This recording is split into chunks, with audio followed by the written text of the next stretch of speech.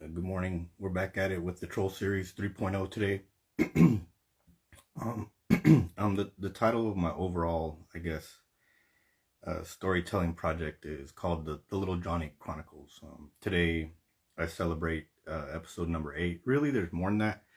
Um, I think I've discussed in other podcasts that I've started that this is not the first podcast that I've started, and here we are. And I don't think it's really a podcast anymore. I just think it's me trying to have a conversation about the things that I see going wrong in my country and society in general, and seeing if there's anything I can do to help to fix it.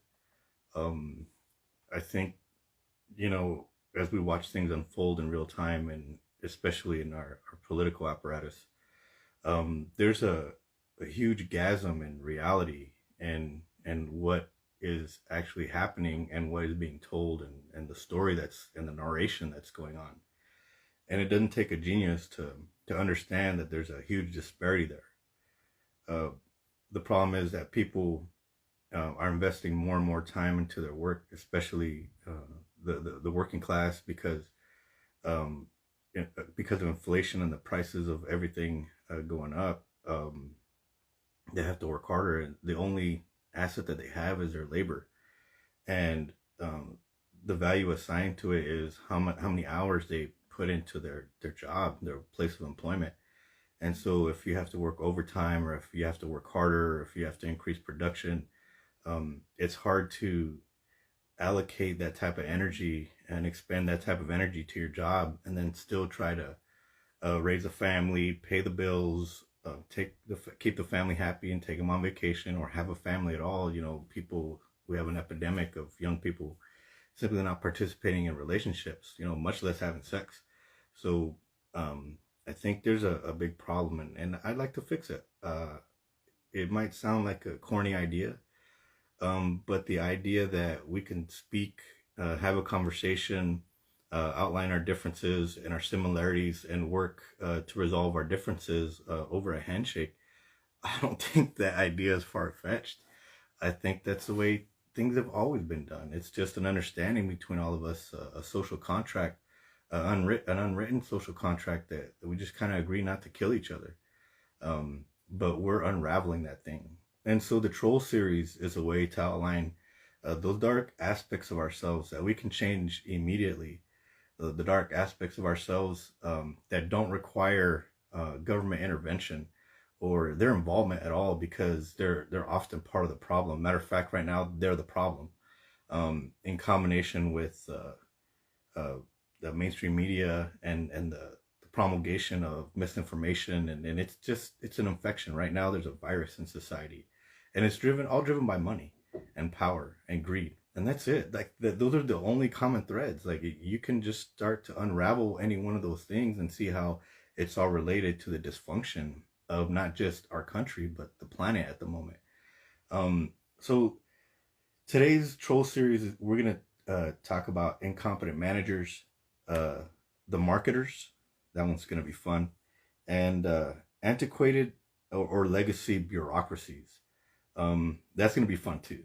So before I start talking shit, if this doesn't support your 3 primary goals in your life, you're wasting your time by watching this. Get busy taking care of your life and chasing your dreams. That your time is so valuable. You don't have time to sit here and scroll. If that's not your pure intention, and even if it's your pure intention, be careful of the things you're consuming. Scrolling is a waste of time, including sitting here, maybe watching me. I have a lesson to give, but is it relevant to your life?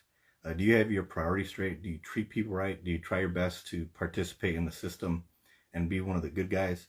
Then move the fuck on. Go chase your dreams.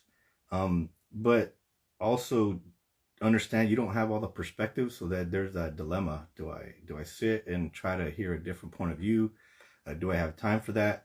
Or do I go get after it? Go chase my dreams and ambitions? You have choices. Make the right one for yourself today. So let's get started. So the first troll are incompetent managers. And why are they a troll? Well, look, I don't have nothing against giving people a chance. I think everybody deserves a shot. You don't know when that guy or gal who is clumsy as fuck, as soon as you put them in position of authority, they know how to take charge. They know how to get things done. They know who to talk to. And it's like, where the fuck did you come from? What happens is that person's been participating in the system for so long that as soon as they get their chance, it's muscle memory.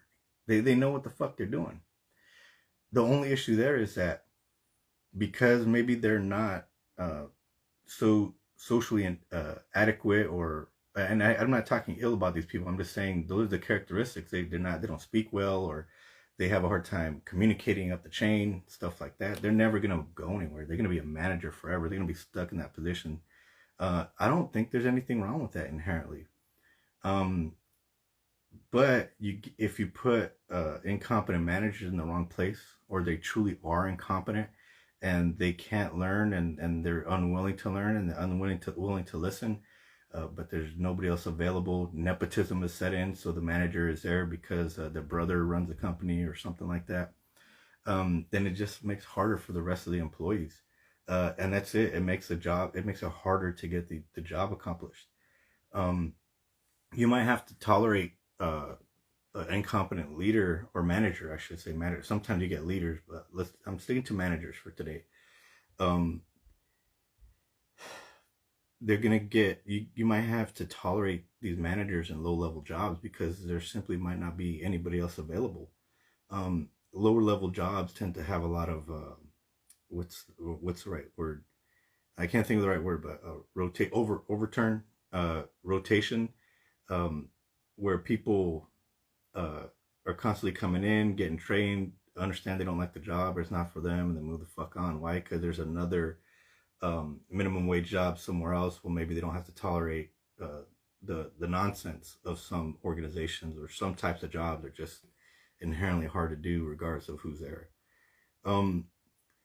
So you have to tolerate these incompetent managers, and you show up to work and your life is miserable. Life is already hard. You're already making minimum wage and you have to take this job. You're just starting out, or you're starting over for some reason. And the manager is the impediment to any type of success in that organization. And by taking that job, you realize you just wasted your time. You got to just find a way to move on and start over. Unless you can identify in the organization how you can unseat that manager. But I'm not talking about the ones that or have a culture, organizational culture that filters for that and identifies those people and gets some training or moves them out or whatever. If you don't have that, you're stuck. So your only option is to tolerate it, which is tragic if you have to do that, because that's life becomes really hard at that point, or you move on. And either scenario is hard because starting over is a bitch if you give a fuck about your employment. So the incompetent manager, I have a lot of heart for them because most of them it's the what do they call it, the Peter principle. We get promoted to our level of incompetence. It's easy to rise up the ranks and meet the challenges, but how about a real challenge where you don't know the job, you don't know the culture, you have the skill set, but now you got to really apply what you learned in college, what you learned through your experience. You get a real pressure, on demand, on the fly thinking, and on the fly decision making. And you got to make a decision one way or the other. And if you make the wrong call, you could cost the company money. And in terms of like being in the military, pretty much where I cut my teeth in learning the leadership ropes, you could cost somebody their life. And my troops always used to, not always, I think initially when I didn't know how to communicate the intent of the mission properly, I'm pretty sure they were laughing at me. Because when I would tell them you're going to cost somebody their life, because I didn't know how to connect the dots. But I worked in IT, so if a commander is using a secure communications channel to command his troops on the ground or her troops on the ground, and they had to execute a mission, and the messages need to go out in a timely fashion, and you have intelligence reports coming, and all these things are happening in real time, and a communication system goes out, you should have a primary, an alternate form of communication. Then if both of those are out, then you move. I think it's pace. Man, I'm fucking up. I don't remember what it stands for, but it's a primary, alternate, contingency and emergency communications. If all those are out and the commander cannot coordinate with his or her troops on the ground or whatever it is that they're doing, then the IT section specifically, because communication, yeah, we got radios and stuff, but it's mostly data, right? If your digital communication systems aren't working, you're hindering the progress of that commander's mission. If not that, you could cause the mission to fail by not doing your job if you're not connecting the lines and the ones and zeros aren't flowing. And so in that fashion, you very much could cause somebody to get hurt, or worse, lose their life, if communication assets aren't in the right place at the right time, doing the thing that they're supposed to do. So there's a real life and death component to pretty much almost all jobs in the military. And it's not quite as dire in the corporate world, and I've never worked in the corporate world, but I imagine those decisions have to do with the budget. Like, it's all money driven. How does this decision affect the bottom line? Is it aligned with our not just bottom line, but our cultural goals and objectives for the company? Well, if you don't know how to do that, and you don't know how to read between the lines, and you don't understand inference, and you don't understand literally the black and white of it, you didn't read the company policy on X, Y, and Z, you could be working in a level of degradation, and in that level of degradation is basically just incompetence. And unfortunately, like, I'm using that term, but it just could be ignorance, right? You could learn. But I'm talking about, okay, you're there, you've been there 6 months, and you're still having trouble operating the levers. You've gotten some coaching, and maybe that's not the position for you. And it's not that you're incompetent. Maybe you're just in the wrong position, or it wasn't time, right? Maybe you have other things going on in your life. But incompetent managers, they tend to be very detrimental, because just at that point, nobody wants to go to work.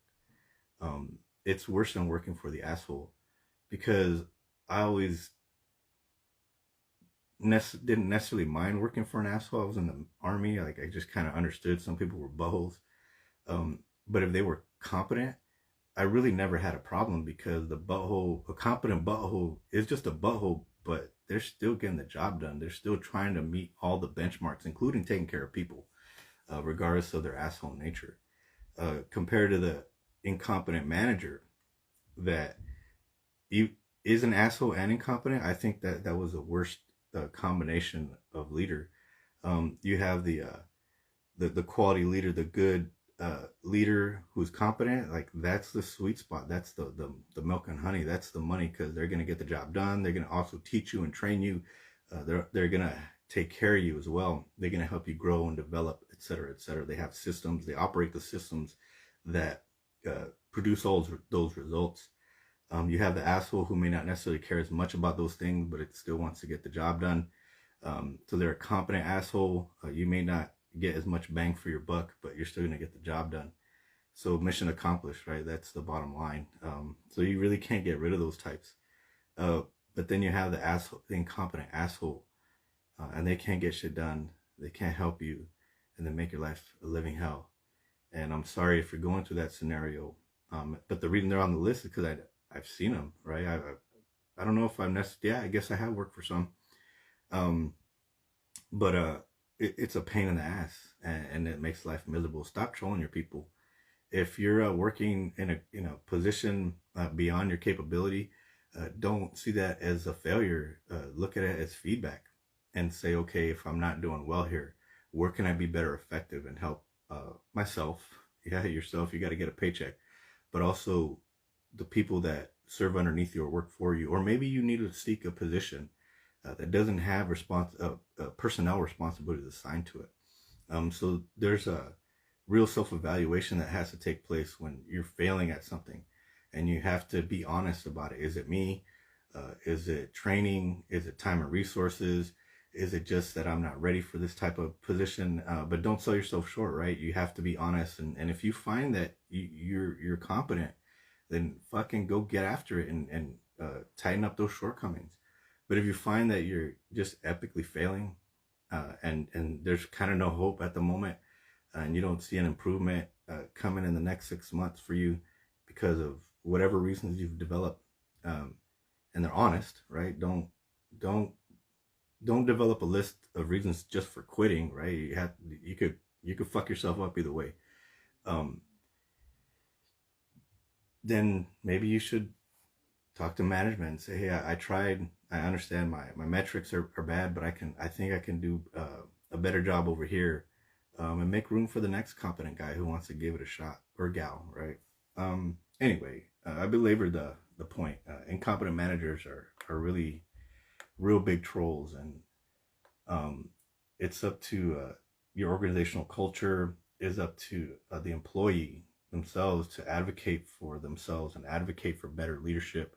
And it's up to the organizational culture to identify these shortcomings in management and improve them, or get them out of the way so that they can improve the morale in the organization, so people want to come to work and make you money, right? That's the name of the game. Let's get to the marketers. The marketer troll. Now, this is a big one. This is part of our problem in society right now. Every platform that you're on, every single, in my opinion, every digital 1 or 0 that's on the internet right now is designed to make money. You could say that that's overboard and that there's .orgs and stuff like that. Tell me last time a .org didn't ask you for something, or find a .org without a donation page. So the internet very much is just a big marketing tool. It's a commercial. Anytime I scroll my feed, and I'm complicit, right? I'm addicted to the fucking chiclet looking screen, and I click on that colorful icon and I get my dose of dopamine as I scroll through my feed. But it's turned into a big commercial. The internet itself is just a big marketing ploy. I watch videos, hopefully like this, that are trying to be educational and inspirational. But a lot of them come attached with the message that I'm going to give you this, but hey, I need your email address. So that's not an even exchange. You're telling me you're going to help me, but there's a fee behind it. And I get it. People have to productize their knowledge. They want to sell their knowledge because it's valuable, right? They have a different perspective on things that you could use in your own life to enhance it in a way. But what I'm finding, it's the new snake oil. That's all it's become, because you're not telling me anything I can't find for free. The problem is that the information is so, I guess, I don't want to call it disintegrated. It's so spread out. It's so far spread. It's hard to connect all the dots. And so it's easier to pay somebody to maybe connect those dots for you. Sometimes they're helpful and sometimes they're not. But I think if you do enough homework on your own, you can get all the information for free. But I'm guessing what I'm saying is it just costs more time. But in my opinion, you become a better product, and you get all the information that, not just that you seek, but more than you bargain for. And that's good because it helps you connect way more dots than if you were to pay for a service and somebody to give you and deliver that knowledge. Sometimes a mentor is a shortcut, right? They say that's the only shortcut, is a mentor, somebody to show you the way. You still have to do the hard work though. So I don't see a problem with seeking out the hard work on your own. And I don't see the problem with you actually paying somebody for something, but it seems that every one of these videos and messages at the end has a pitch. And I'm fucking tired of it. I was listening to directions on my fucking map, on my map app on my phone, and I was driving a place and it said, hey, your destination is to the right, turn right at the light, oh, next to the bank that has an ATM. It's like, why the fuck do you want to tell me that there's an ATM at the bank? Like, if I was looking for ATM, I assume I'd have mapped it. This is subliminal messaging. It's marketing 101, in my opinion. It's just a fucking big ad.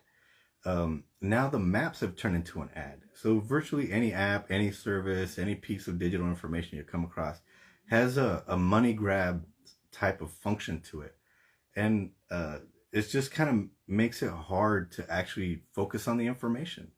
you're not giving me all the information, because in order to get the last tidbit, I have to pay you or supply you some information. And information is important, especially private information. Anytime you put, I don't know if you notice this, but anytime you put your email address in any online form, or you open a new account, and sometimes you can't do business with certain places if you don't have one of their online accounts. But as soon as you put in your email address, it goes into their email database, the one that they sell to other marketing firms, or that they share with marketing firms, and they get a fee, they get some money for giving them your information. And what do you get? You get spam. And it's disgusting. And that's the way it works. There's no automatic opt out. It's an automatic opt in to everything. Let's get into it.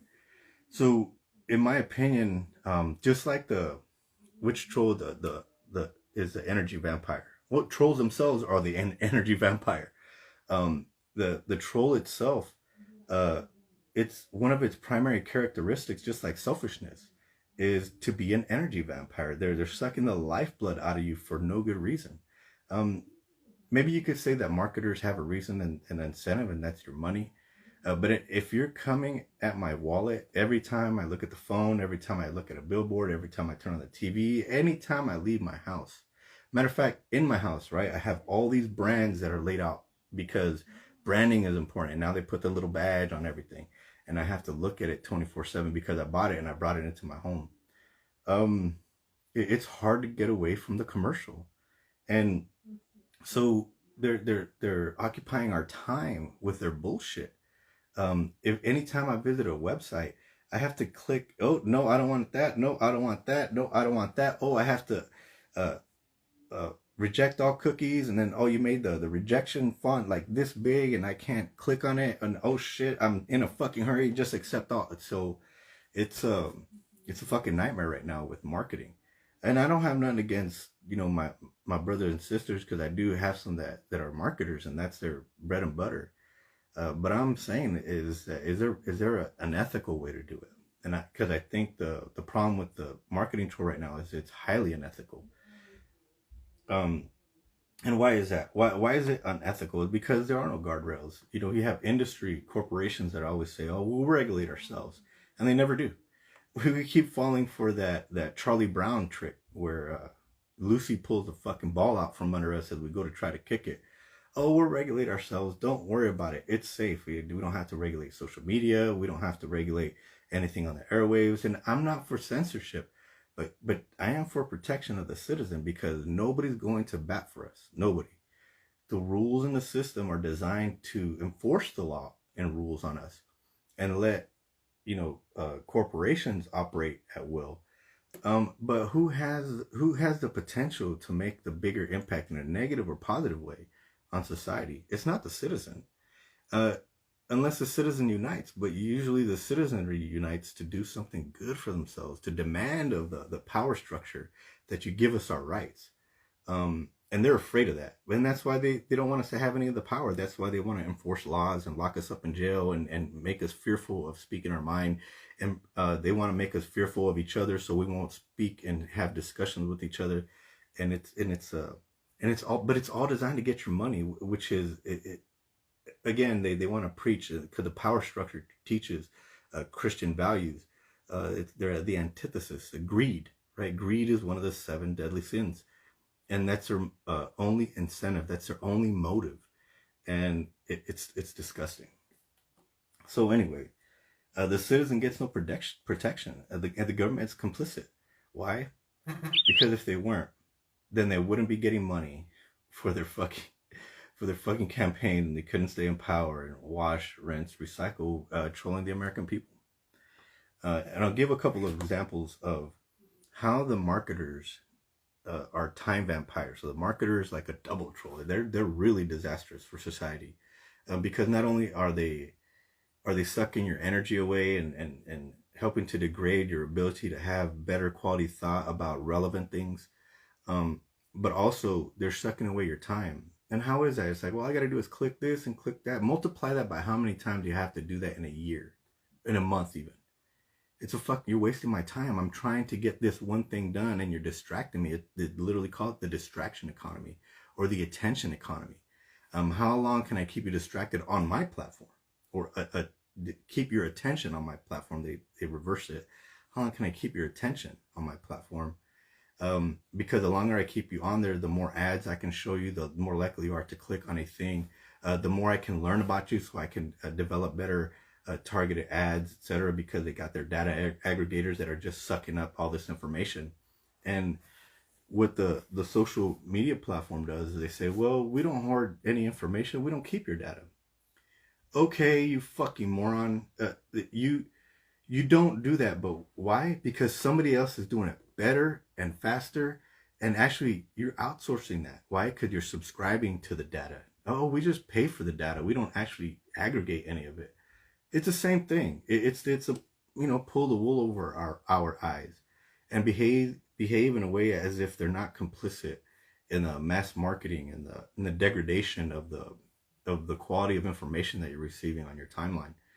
Because it's mostly designed to get into your pocket. Real world. I went to Universal Studios, and as it didn't dawn on me until I got into the parking lot that it just looked like the storefront for a shopping mall. And I gave that thought no mind.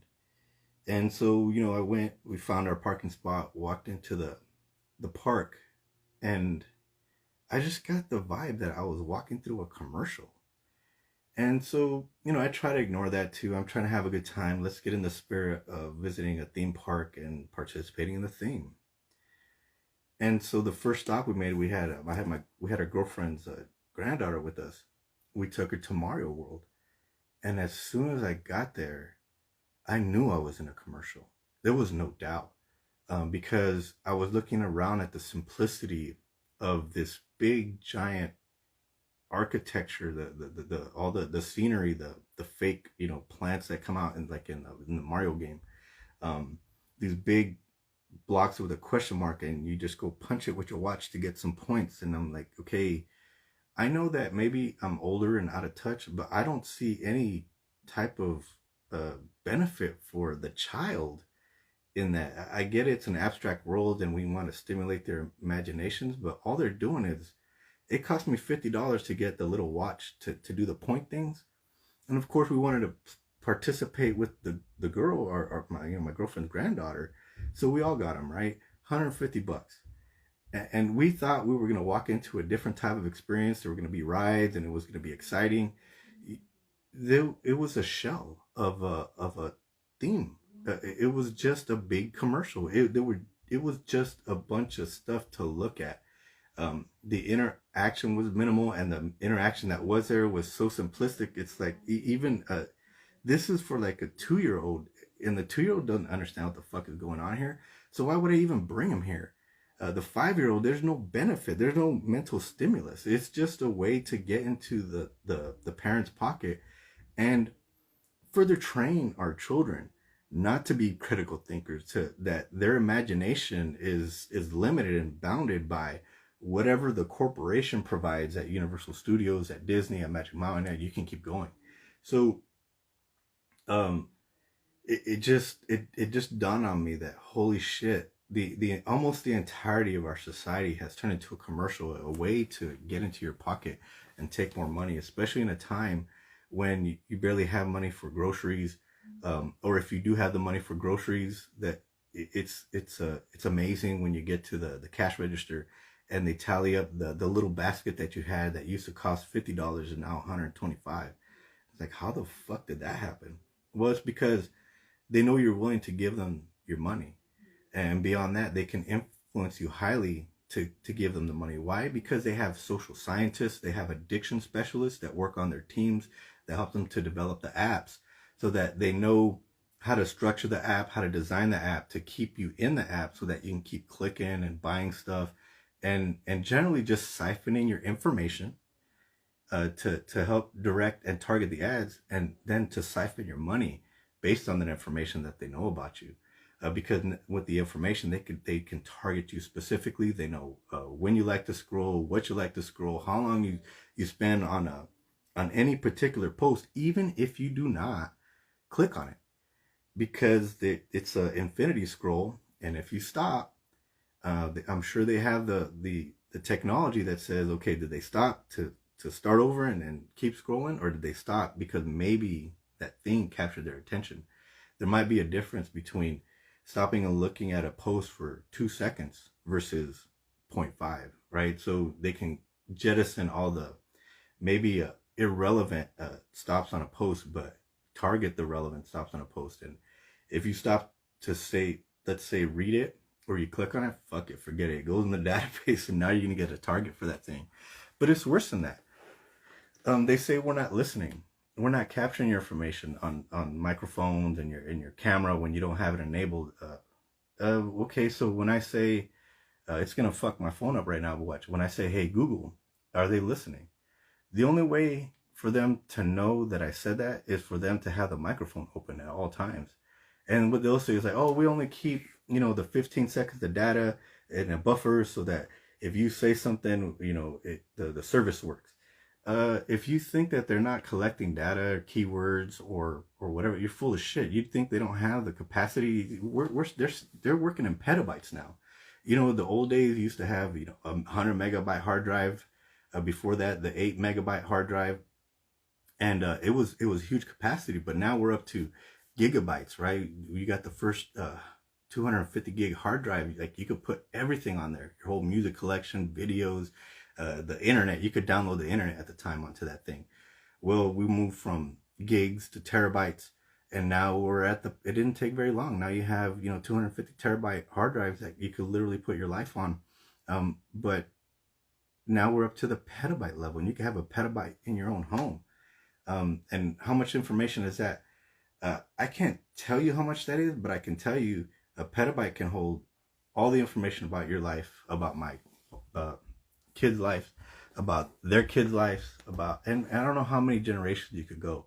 But a petabyte is a lot of information. I'm telling you, it's not a petabyte. It's petabytes, hundreds, probably thousands. I don't know what the numbers are at that point. Or what the names of that specific unit of measurement is. But it's well beyond you and me. And why do they need it? It's so that they can hoard your information, so they can continue the fucking commercial that they've injected into your life that lives in parallel with you. It's your alternate reality now. And it's unfortunately they brought the alternate reality so close to reality that you're literally participating in the commercial on a daily basis. All right. So there's no protection. The government's complicit. What's another example? I wanted to. I was hitting up social media, but let's just talk about legacy media, legacy types of techniques that the marketers use. And the biggest one, to my surprise, was mailers. We've all received junk mail. Again, why is this not an automatic opt-out? Don't put me on any list for any mailers. Instead, it's like, oh, the post office, we'll put you on the mailers list. Why? Because the post office was desperate for money, because that's one of the organizations that certain political factions want to eliminate or whatever. I don't know if that's a good thing or not. Anytime we've relinquished the control of a public service, you can use utilities as the example, to private entities. Their promise of keeping prices low and delivering a better product have always been a lie. And you relinquish control of the post office to a commercial entity, you can guarantee now you're part of their marketing campaign. Matter of fact, you could just call the post office a marketing campaign for commercial entities, because 20% of the budget is provided by the fee that they charge the commercial entities to send mail through their mailing system, at a rate of 1/3 the cost they charge you and I for first class mail. So basically they're getting a discount to send us junk. Why not charge them 3 times the amount to send us junk, to discourage them from wasting shit, and reduce the cost burden associated with sorting and managing all that mail, because more than half the mail is actually that junk, and reduce the cost for me. And then you could say, well, that makes us financially insolvable. Then then we can't, keep the post office open. And well, maybe that's a problem. I'm gonna get to that later. But you can see that the mass mailing is another way that the time vampires are sucking our time away. So you got the infinity scroll with the targeted marketing and all the ads, and it sucks your time in. You have to jump through hoops just to access the information that you're actually looking for. And the mailers are no different, because now I got to sort that mail because there might actually be something important, and it goes beyond that. It's fucking disgusting. So let me explain. So you're sorting all this mail, and you got to decide what to do with it. You're gonna throw it away, you're gonna put it in the trash, you're gonna put it in the recycle, which probably won't get recycled, but anyway, that's a different tangent. And it's a waste of time. Okay, well, Juan, that's not that bad. Multiply that by however many times you check the mail a week. I think the average people check the mail is like 3 to 4 times a week. So even if that only takes 1 to 2 minutes, multiply that by however many times a year. And so you're losing 1 to 2 hours a year just sorting junk mail. Why are you doing that to me? You're costing me my fucking time. And you could say, well, it's only 1 or 2 hours, but your time is valuable. If you think that giving away 1 or 2 free hours a year of your time to sorting junk mail is not a problem, that's the problem. They have us tricked into believing that that type of time investment is actually relevant in any type of way, or it is inconsequential. And it's not inconsequential. Not when, I don't know how many how many households receive mail in the United States in that fashion. But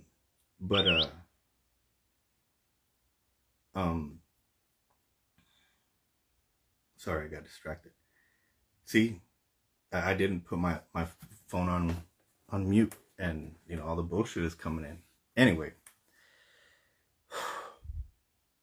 so they think that they can that it's inconsequential, when over a lifetime, how many hours is that? Times however many citizens receive mail in that fashion to their household.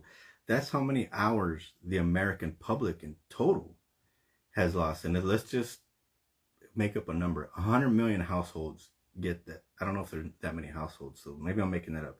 Let's keep it easy. 1 million households. That's at least 2 million hours a week. I don't know. You do the math. I don't know how many days that equals.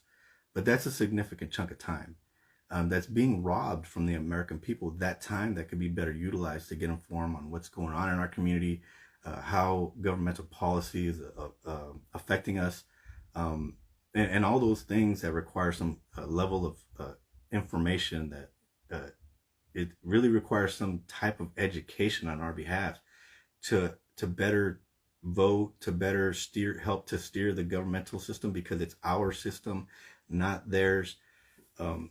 Things like that. So we're being robbed of all this time in that way. Okay, so that's just junk mail. I don't think that's the end of it, because what happens is frequently you receive mail, and the mail is designed to look like legitimate stuff. So not only do you have to sort out the junk mail, but you have to thoroughly inspect the junk mail to ensure you're not throwing away something legitimate. And sometimes that requires opening it. Again, all right, it takes a couple seconds to open a letter. Does it? Times however long that takes you in a year, times however long that takes you in a lifetime, times however many households do that, times however many, how many hours that adds up to, and fucking time wasted. They're time vampires. They're sucking up our time because they don't want us to think. They don't want to give us the free time, the allocation to say, hey man, what's up with all this marketing? I don't need these high interest rate credit cards. I don't need credit. Matter of fact, I don't need credit. If I learn how to manage my budget, live below my means, to fight this fucking system and not be dependent on these motherfuckers, then, maybe I can make a difference or something like that. But you don't even have time to think about that. You're just like a robot. We are all like robots. I'm complicit. And it's not good for anybody. And you could say, well, that's not so bad. Okay, let's take it a step further. What does that do? It opens the opportunity for scammers. When I say there's an orangish type of envelope and sometimes the thing on the inside has green, some people, especially people who have been around a while and gotten stuff to the mail, can identify that it's likely a government check, because it comes in that orangish envelope, brown orange envelope, and usually it's the Lady Liberty with, on a green check, etc. Um, well, the marketers know that, the scammers know that, and they trick you. You have to open the envelope to ensure it's either not a relevant government document that you need to address, like maybe a tax bill, or maybe it's a check, right? They're playing on people's emotions. They're tied to money, their desire for money, an easy dollar, to open the envelope. And then on the inside, it's Prince Hakeem. And he said that all he needs is, your bank account number and your routing number to send you the $6 million that they found in their records of inheritance in their country, and go ahead and send them that information. To most thinking adults, that's obviously sounds like bullshit. If it walks like a duck, right? Throw that in the trash, or shred it. Even better, shred it if you can. But if I'm 68 years old, I'm lonely, my family doesn't come to visit as often, or my kid moved away and I spend a lot of time in solitude, or maybe my brain isn't functioning quite as well as it used to, I might get suckered into calling these people and getting my $6 million that they owe me for my inheritance. And here's my routing number, here's my bank account number, and all of a sudden, that the life savings of your grandpa or grandma are fucking gone. And that's not far from the truth. I'm stumbling on my words because it makes me angry that people are allowed to get away with this. Because so when that happens to somebody, there's no protection. The criminal has rights, and worse than that, if they're in a different country, forget it. It's hard if they're in a different state, and you have interstate commerce laws and things that are like that are supposed to protect you, but nobody gives a fuck about grandma. If you steal from the government in that fashion, or if you steal from a corporation in that fashion, of course the law is going to come and get you. But when it's committed citizen to citizen, nobody gives a fuck. Nobody's going to come and help you get your money. So through junk mail, we're perpetuating the crime of fraud, interstate fraud, and we're allowing for the targeting of our most vulnerable citizens, the people that should be protected the most. I understand maybe somebody has a philosophy that a 47-year-old Juan Dorado who's thinking and capable can fend for himself. But in my book, 70-year-old grandma and grandpa who maybe at that time in their life are starting to see some sort of health decline in whatever capacity, we need to protect them. Their life really is that true, that we grow up and then we start the aging process in reverse. So we're born vulnerable and we die vulnerable. And in those phases of our life, we count on the tribe, me and you, the doers, the able-bodied, to develop the systems to take care of them. And I'm not talking about socialism or anything stupid like that. We can do that for each other. We can develop those types of systems that aren't overly complicated, that aren't expensive, and all it does is protect the citizen. I mean, think about that. We're anti-protecting the citizen, but the corporation and the government gets all the protection that they need. They get all the legal fireworks. They got all the high-priced lawyers. And meanwhile, because of a fucking mailer, grandma or grandpa is now in the poorhouse, or can't afford the medication, or worse than that, can't afford the basic stuff like housing. And that's a real problem right now in our country. All right, what else? The mailers, credit card companies. I don't know how many credit card advertisements I get in a week. I imagine it averages probably more than 3 or 4. But all I do is tear them up and throw them away. And the vast majority of us do that. The problem is not enough of us do it.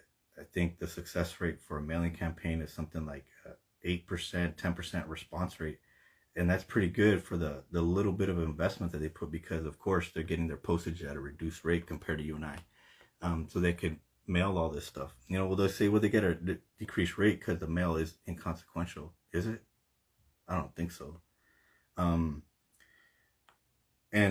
we're more in debt than ever before. So do we really need to be receiving credit card mailers, credit card advertisements in the mail every week? I don't think so. I'm sure they go to every single household, regardless of your level of income. And if you're already struggling, it is enticing. And if you look at the mailers, or the advertisements or the envelopes, they're fancy and they're designed to lure you in. They're using all the marketing techniques of the snake oil charmer, right? The guy, the salesman who's up there making the presentation, here's this shiny thing and you need it. And because our minds are simplistic and they know how to crack that code and put the right font, the right color, the right weight, the right texture of the paper, like they think of all this stuff. And it's all designed to get it in your hand so that you feel it and it's pleasurable. And they know that. What did they say? 25% of people in their polls said that they just like receiving mail because it makes them feel good. So if you're again, I'll stay on the senior citizen who doesn't get as many who doesn't get as many social opportunities as they used to, now sees getting the mail as some type of social event. Then the more mail they get, maybe the better they feel, and the marketing companies are hip to that. And you're like, no problem, we'll fill the gap. Here's a credit card, here's a vacation, here's sell your house, you do a reverse mortgage, and all these things that sound beneficial to the end consumer, but really are just designed to steal from the consumer, get them to violate their own common sense thinking through because the psychological ploy is built into the marketing campaign.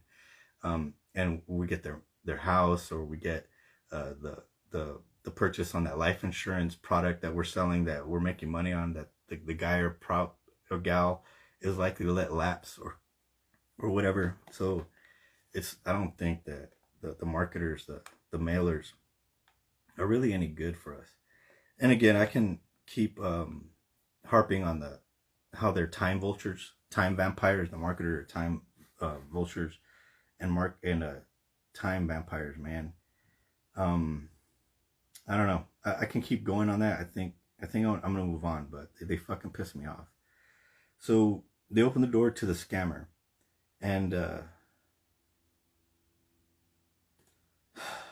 okay, the other dimension,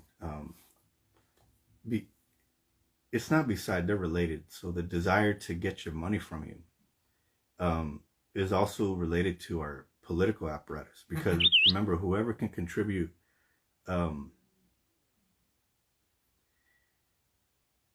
again, another advertisement. So let me calm down, because like there shouldn't be no advertisement coming from numbers like that, but here we go. So the other component of it is so that the power structures remain in place to enable these corporations to continue to function as they do and fucking litter our mailboxes with bullshit, to litter our digital mailboxes with bullshit, to litter our time feed with bullshit, with an automatic opt-in component because you sign the terms of service or whatever, as opposed to the opt-out component, which would be the most beneficial and least harmful for the citizen. They don't want to operate that way, because then they lose the power. And right now it's very contentious around the globe, and I speak mostly in our country because this is where I live and this is what I'm worried about.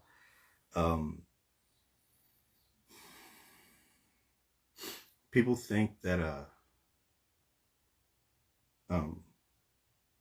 that using a civil war violence or something like that, because basically now the president operates in the role of a king or a queen, and that none of the laws apply, so they can basically make whatever arbitrary rules or whatever, and break the law, and they can't be held accountable. And combine that with speech of like civil war or war related themes. If I listen to a right-wing podcast or a right-leaning podcast, I get all the doom and gloom marketing, and it's like, damn, what the hell? Something's gonna happen soon. What do you know that I don't know? And maybe they do know something that I don't know. But the war is coming. Like, what are you talking about? Like, is it Jesus? Like, is something catastrophic about to happen? Because you're selling me all these survival products and talk to me as if the end of the world is tomorrow. And those scare tactics work, and they're fucking trolls. They're trolling us. And the reason I mention that is because, and you could talk about the other side and how they're contributing to the same type of violence. They're they're stoking the fire with their brand of I don't know what to call it. They call it, I'll just call it woke media. They're woke type of thinking that they turn something good and turn it into a shit show. And now that because people can become so easily hypnotized by the simple ideas related to the marketing campaign, and they can be steered to be woke or LGBT friendly and blah blah blah blah blah. And they use that to aggregate the people, and then they point the messaging towards the other side and say, look at those people are hostile, they're toxic, etc., etc. And now you have the two sides, right? Now you have the two warring factions. But guess what? You could have all the battles you want. You could look across history, and the only losers in the fight was the citizen. I don't think that we need a calculator to do the math on what the result of war is. Any war or conflict, the citizen always loses. They never win. And you can go back and look at time, and you say that I'm a liar. But if you calculate the number of lives lost, the number of lives affected, the economic burdens that the citizen must carry, I would have hated to be a German at the end of World War II. I mean, people were resilient and they made it through, and here we are. But that's not the point. You have a civil war in the United States, and the citizen loses. Do you think that for 1 minute they're going to give us anything for the victory? Look at the only winners are the politicians. They're not going to break off a piece of land for you. They're going to continue to manage it in the same way. They're going to want to tax you. I don't give a fuck what side you're on. You could think of that utopian idea if you want to, but it's not. It doesn't exist. Matter of fact, having a civil war and going to combat, especially with your brother, is a dystopian idea. It's to be avoided at all costs. As a matter of fact, it can be avoided. But again, the marketing and the political ploys are designed to keep our minds occupied so that we do not focus on those things. We do not focus on the idea or concept that even though I disagree with my brother, that he and I or she and I, my sister, we can talk it out, that we can have a battle for ideas, and that the better idea or the idea that's best suited for the time should take hold because it serves the citizen in mass, in a more positive way, as opposed to all the marketing and the campaigning that we're getting right now that preaches a future of doom and gloom if we don't decide to vote for a certain people or to do this a certain way. Well, the best I can tell, none of that's changed. So they're fucking liars. It's just readily apparent.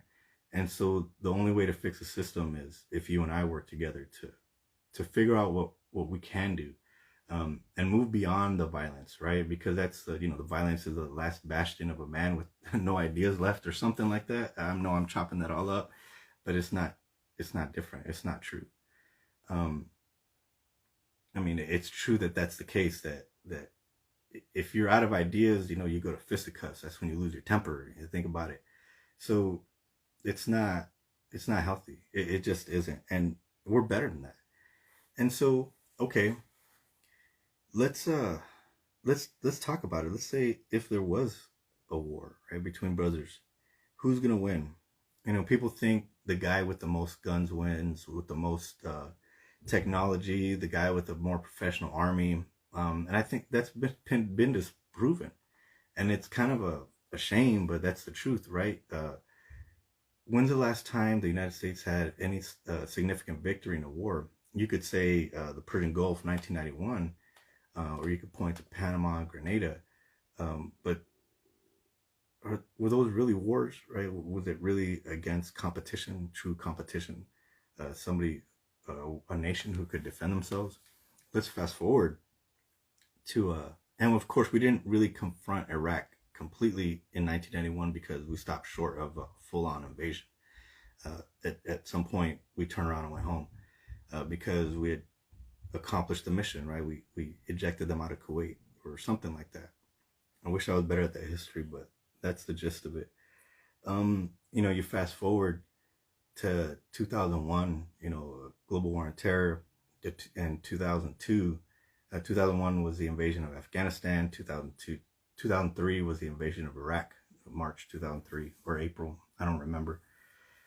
Generally the timeline is correct, but just like the Soviets in Afghanistan, we showed up, they dug in, all they did was wait, and we left, and that was the gist of it. I don't know if there's a winner or loser there. You can say the Taliban can say they won. We definitely can't. I don't know if we lost. I suppose if you simply count the American lives, yeah, it was kind of a tragic period in our time. And you can say the same thing about Iraq. There's no winner. What happened? And let's talk about Vietnam, right? If you have a civil war here, nothing guarantees victory. Nothing guarantees victory.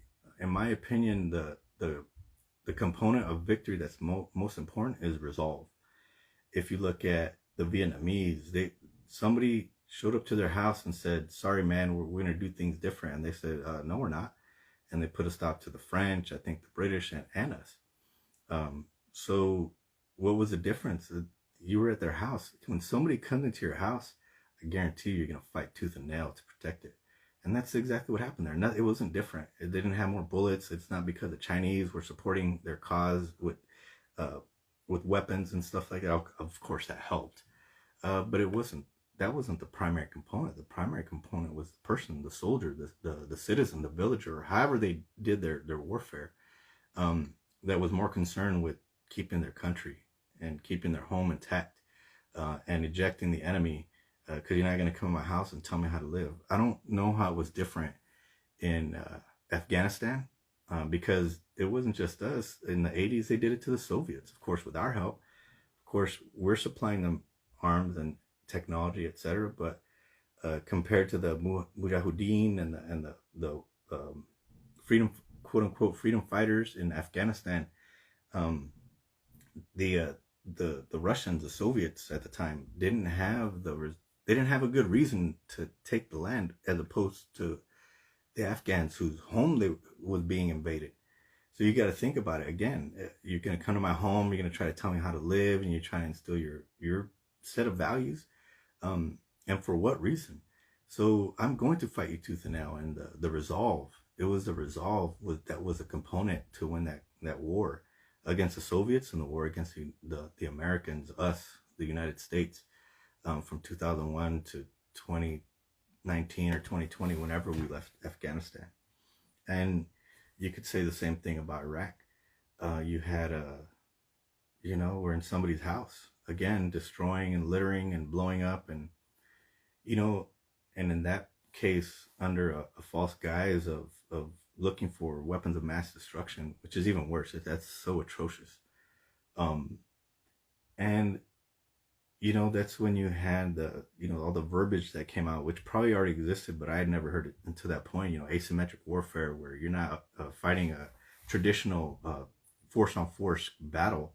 We got the big force, the traditional giant, Leviathan army, compared fighting the citizen, what do we call them? The insurgent.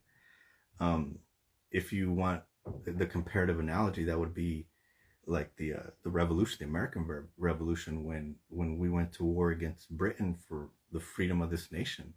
We adopted the Indians' style of warfare, guerrilla warfare, which is basically asymmetric warfare. Same thing. The British were highly organized, modern, big Leviathan moving army, fighting maybe some traditional aspects of the Continental Army at that time, but also the jungle warfare, the guerrilla warfare, where the men said, you know what, we're not going to stand in the middle of a field to wait to get shot. We're going to seize the initiative and do it different. And that's what the insurgents did. The only difference was the types of munitions, the creativity and explosives, the countries involved, the supporters in the background, the people pulling the strings, and the resolve. Who wanted it more? They did, obviously, because we left that place too. And so when people advocate for a civil war, when I hear commercials that hint at it, when I see posts in social media that just outright call for it, when I see media pundits and mainstream media personalities that literally are advocating for that type of behavior from the American citizen, they're leading the American citizenry wrong. The constituency, it demands peace. We want peace. Nobody is clamoring for a war, especially against their own brother. But why do these people with the marketing and the strings of manipulation to society want to push us towards that end? It makes no sense. And the only thing I can deduce from that is that they just want the power. And they could give a fuck less about what happens to you and me, because the only person that suffers in a civil war is me and you. That's it. Congress ain't gonna suffer. The Supreme Court justices ain't gonna suffer. The executive definitely ain't gonna suffer. So what does that leave the rest of us? And it's all done through their marketing.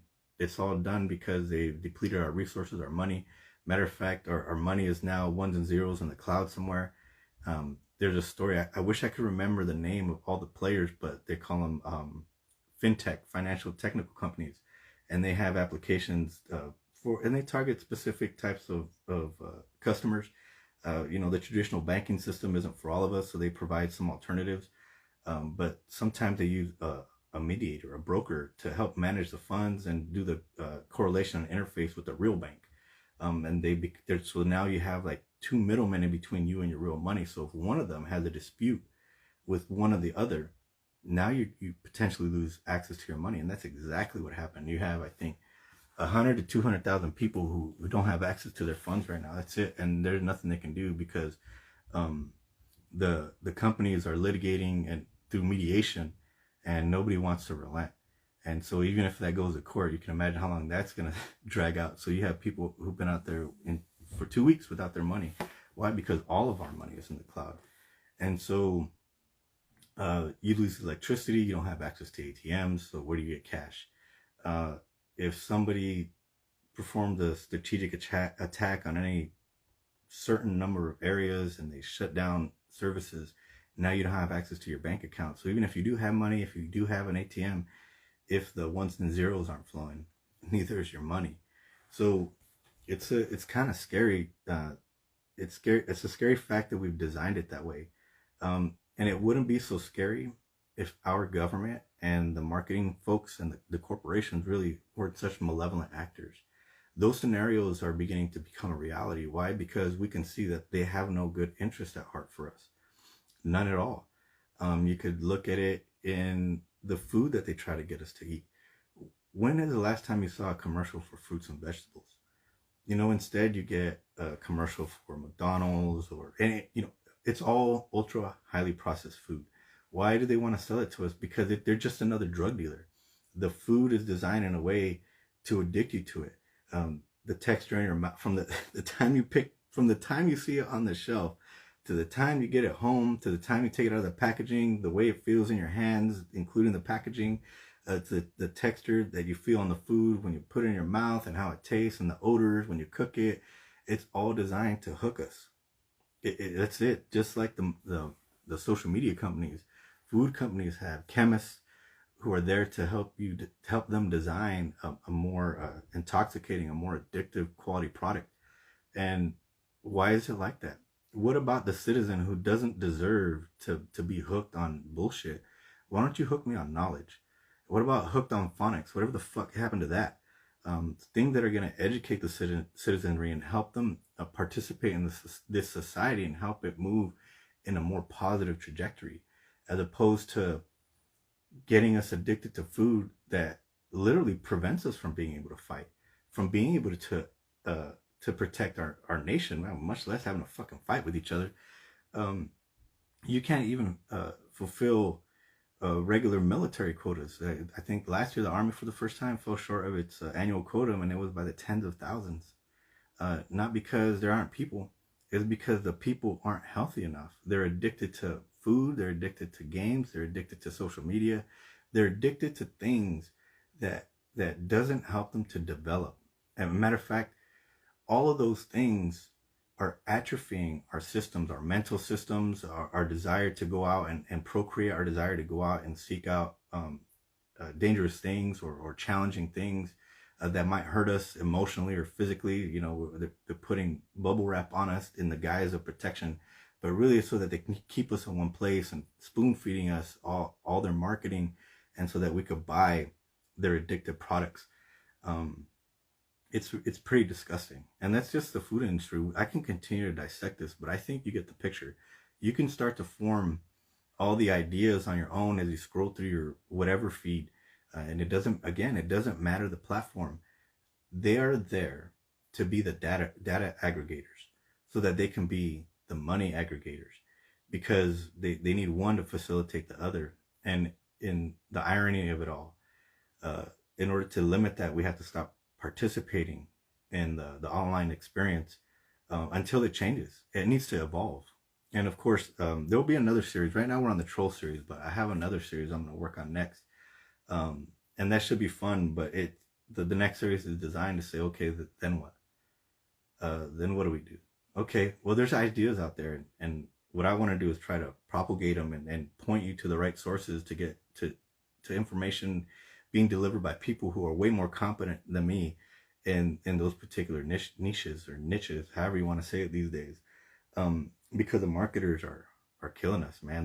They're a high level troll, like the government and like corporations. They're detrimental to our society because they don't function in good faith.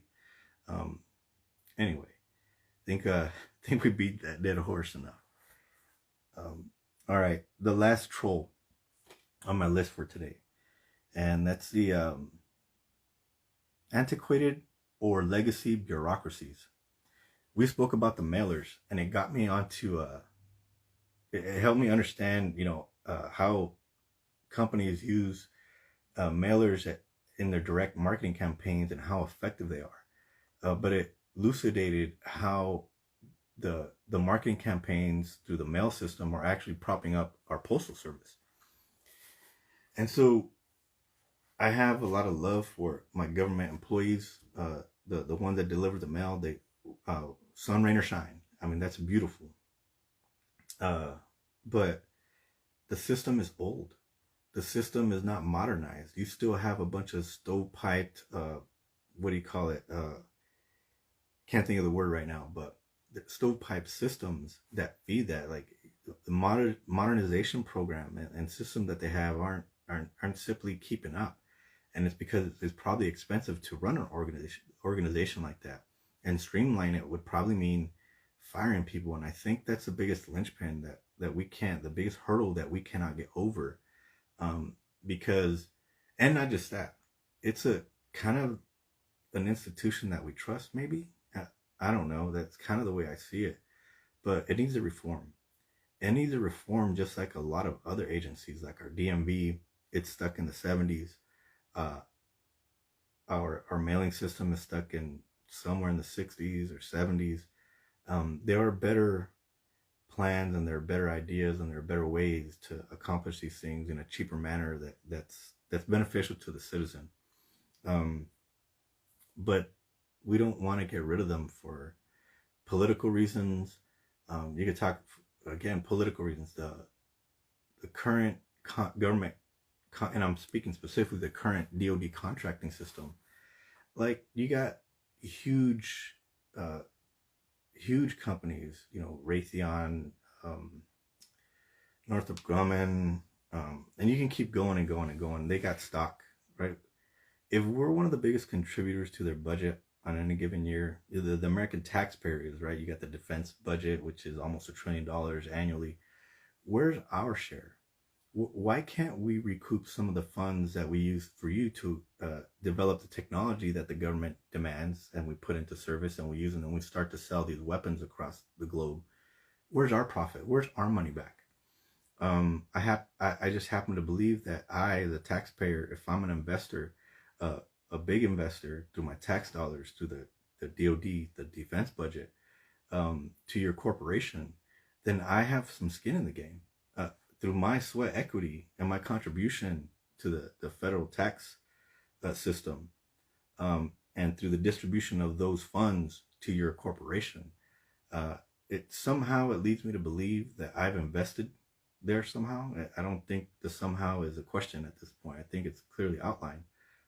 And where's the taxpayers' tax relief? We want some of our tax money back, because if you're making billions of dollars in profit, obviously you have some to share, to give back to where that came from, to where it came from, that actually is propping your business up. Like, the biggest source of income for your business is we, the taxpayer.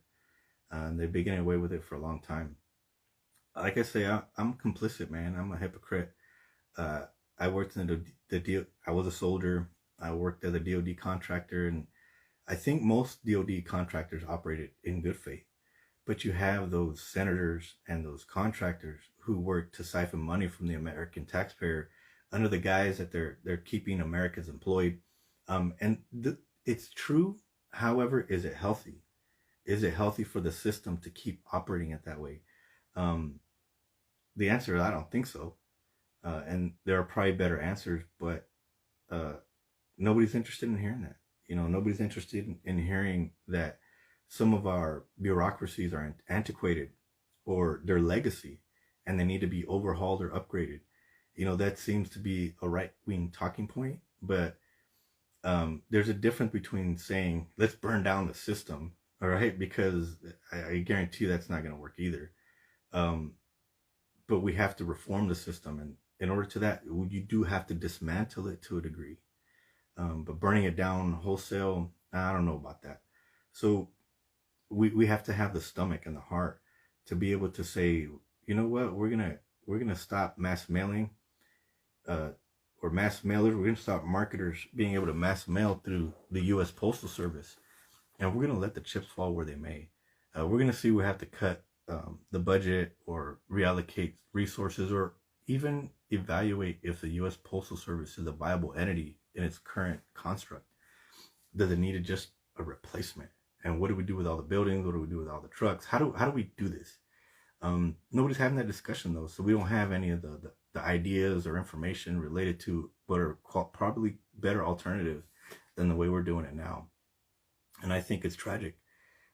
We want to hold on to these legacy and antiquated systems for all the wrong reasons. Like our value system, what is the value in doing it that way anymore?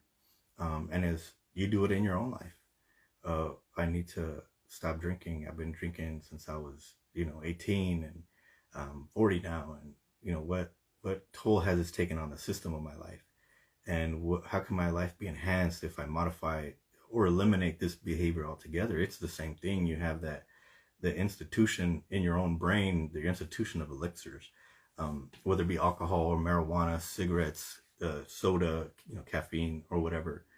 And you have to make modifications there as you get older, because if you don't, it's detrimental, deadly potentially, especially if your institution of elixirs in your head constitute things like heroin and cocaine and things that are simply more destructive, corrosive in your life.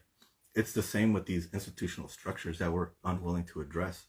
We're allowing them to persist in a time where we understand that we all kind of just see that we need to go ahead and modify the system. But who's in the way? The people that we elect. We're doing it to ourselves.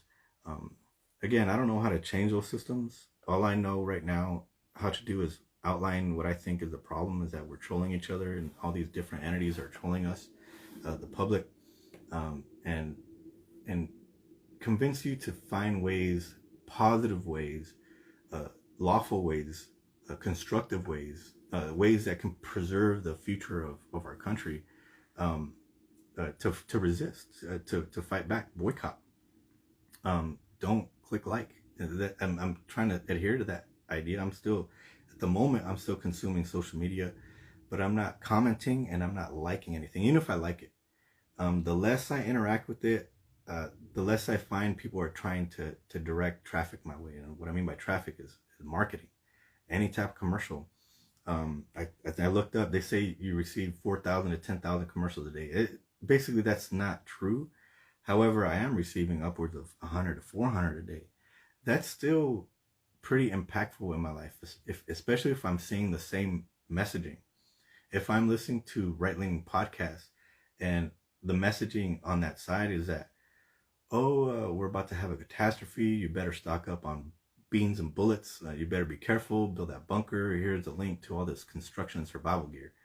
It's like, okay, I guess that's one way to do it. Or if I'm consuming on the other side, now I'm an enlightened being and we need to be nice to each other, and we can't allow particles of our dark energy to collide with the positive particles of our neighbor's positive energy or light energy. And you know what, there's nothing wrong with those types of ideas, but it doesn't help us deal with reality. I think there's a place for those types of concepts, but they're very disconnected to what's actually fucking going on in the American citizen's life. And we can definitely start to discuss what's going on here in reality, and then branch out and see where maybe having a component of understanding how to protect your rights in maybe a violent way if you have to, but that should be a philosophical discussion. It shouldn't be a plan for execution. The same thing on the enlightened side, where we want to take a kinder, gentler stance with humanity, with each other, so that we don't end up in wars. But it can't be, it's naive to think that the darkness of man is going to be conquered through simple spirituality, because religion, as we see, has been the manipulator of that process. And in doing so, religion has actually created its own fissures, has created its own wars, and created its own type of marketing and death. And so what we're finding is we need to expand on that idea too. Another legacy structure, religion. And I'm not saying there's anything wrong with God. I love God. I think we come from God, whether you want to view it as a universe or energy, or in that we have divinity within us. And absolutely, God made us in his or her image, or the universe replicated us for some reason. We come from that divinity. So why wouldn't the divinity reside within us? And in doing so, why wouldn't that divinity, when linked up with my brothers and sisters in a common goal and a common effort that's associated with benevolency, why wouldn't that be a good thing? Why wouldn't that be divine? Why wouldn't that be spiritual? Why wouldn't that be uplifting? But it has to have a component of reality, of the reality that people are living on the ground. And in the United States, we have a really, really luxurious society, even down to the homeless man or woman, because they have the opportunity to get up. I don't know what causes their desire not to, addiction, the different mental problems, or just the lack of desire. But in this country, we have all the opportunity to uplift every single citizen, and every citizen has the opportunity to do that for themselves, at least right now. That hasn't gone away just yet. I imagine with our trajectory that's soon to follow. It's not going to be that type of freedom. It's going to stop availing itself to us. I think it's worth fighting for. It's worth the intellectual fight, not the physical fight, because the physical fight, the literal civil war, everybody loses. There's not going to be a winner. And so everybody's talking about, their idea and the winning and the overtaking of their idea. It's just going to, trust me, it's just going to be more shit. It's going to be more of the same. You're just resetting the clock. More of the same. I think it's time to look at ourselves as a more sophisticated being, regardless of our level of intelligence, and try to seek out more of that knowledge. We're there. I love my brothers and sisters. They've helped to make me a good, quote unquote, a good guy. The person that I was, the man, the kid that I was born of the society. I look around and I look at my life and I look at how beautiful it is. I frequently fantasize about that young kid, that young boy in Los Angeles, South Central Los Angeles. That was me. I want to give that kid or that girl, right, that boy or girl, wherever they live, regardless of their circumstance, the same opportunity to get out, to enjoy their life, to experience the beauty that I get to see on a daily basis, regardless of where I came from, regardless of how hard I saw it, regardless of my perceived trauma or whatever the fuck. We deserve that. We deserve to do that for each other. And one way to to start to move in that direction is to stop being trolls. It's to stop trolling our brother and sister and try to influence these giant conglomerates, these corporations and our government to stop doing it to us. Stop lying to us. Stop pitting us against each other. Stop reaching into my wallet. Start to inject some more positive or benevolent types of concepts into your marketing ploys, because if all you're doing is hurting the citizen, eventually you're going to run out of citizens, because something's going to happen and the money structure is going to disappear. And of course, none of us are going to get it because it's going to disappear into the cloud and we're fucked. I don't desire to live in a world like that. But I guess if that's what the majority of us wants, that's what we're going to get. I mean, maybe we don't get a choice. But I happen to believe, and I happen to have enough hope that we do have a choice, that me and you can come together. We can have discussions. We can have hard discussions. We can laugh and cry, and we can move forward and we continue to live a quality life on this planet, in this country. Have a good day.